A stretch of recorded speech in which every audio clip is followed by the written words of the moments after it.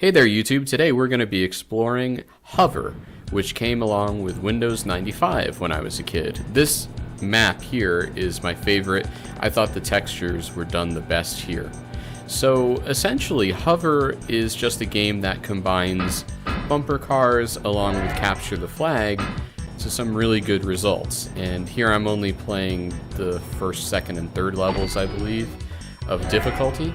The maps don't change. There's, I believe, only 3 maps for this game, which is kind of the bad part. But, you know, keep in mind, Windows 95 itself was 250 megabytes. So, yeah, there was a limit as to how much stuff you can cram into even a CD. I think CDs back then were probably between 400 and, say, 650 megabytes. I know they were 650 in around 1997 because that's when PlayStation came out. And ironically, PlayStation was originally slated, well, the hardware for PlayStation was originally slated to be a Nintendo product, but Nintendo wound up ditching the idea because they didn't want to spend more for their games, because CDs obviously cost more to produce than ROM cards. So that's why Nintendo 64 uses cartridges rather than CDs. Anyway, you can see here I'm picking up add-ons, I suppose you could call them, or bonuses or whatever, and they all do different things. I have ASD in the left-hand bottom corner. One is a spring, which makes you jump.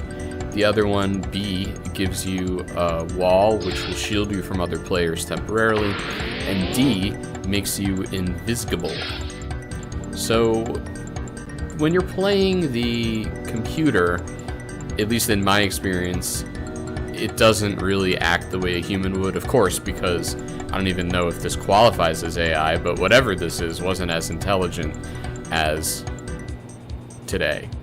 So, more or less what I used to do when I was a kid is I would never really play this game the way it was intended.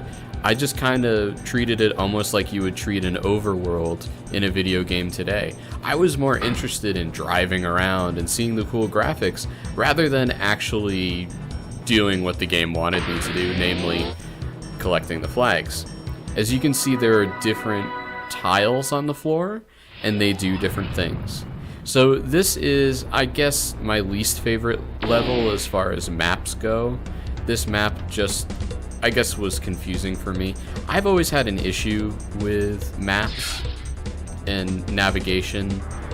That's why, for me, the whole map thing with Zelda Ocarina of Time was a godsend.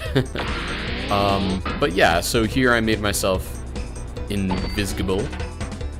So also when you're invisible, not only will the other players not see you, but I believe that tiles won't affect you.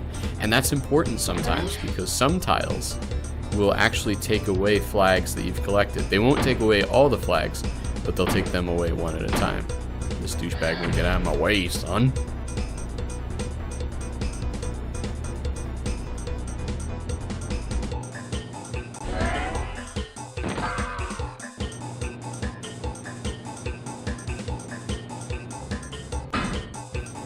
So my biggest complaint about this game, and you'll see it happen especially on this map, is just the way that everything is kind of duplicated, and it's really easy to lose where you are. The nice thing that they did was they actually put in the flags, so if there's a flag nearby, in my case a blue flag, there will be a little blue dot that appears on the map. Granted, I don't always remember this, so probably through my playthrough, I may have missed one or two. But yeah, you'll see what I mean about the map duplication. Gets a tad old, tad fast.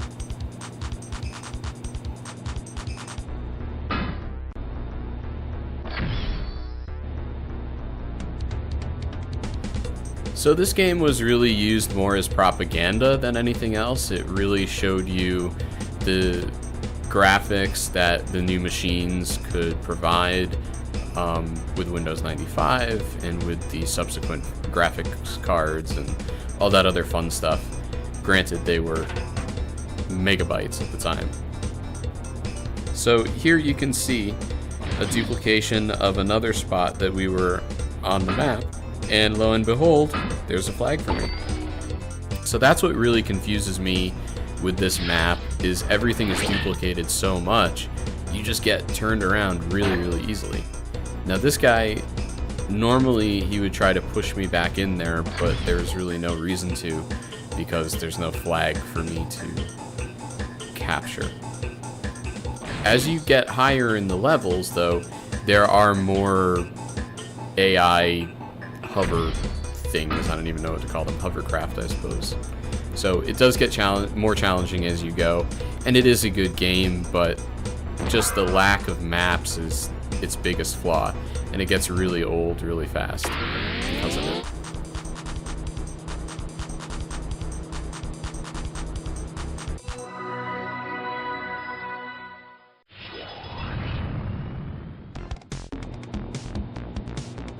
Okay, so here we are with probably the most mid-90s map ever made for a game, at least as far as I know. Just the color scheme, that particular kind of purple, and even, you know, like that moon and stuff, just the design in general screams mid-90s, which is cool because it has that little bit of nostalgia.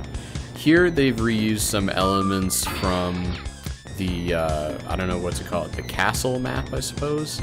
And so here you get the stairs back, as well as just some other aspects. This map is a little bit better because it's not as hard as the previous map, and it's easier to navigate. It's more navigable.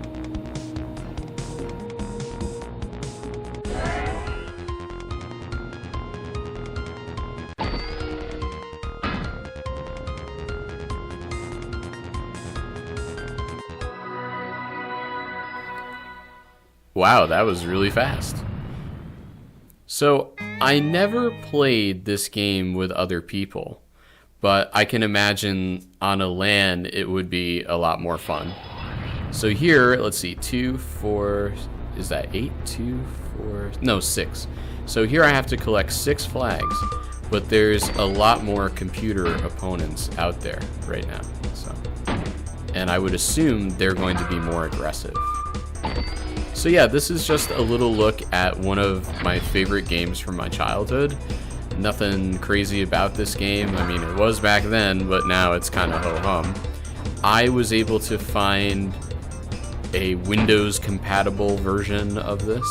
Here, I'm trying to just get him to go over that flag stealer.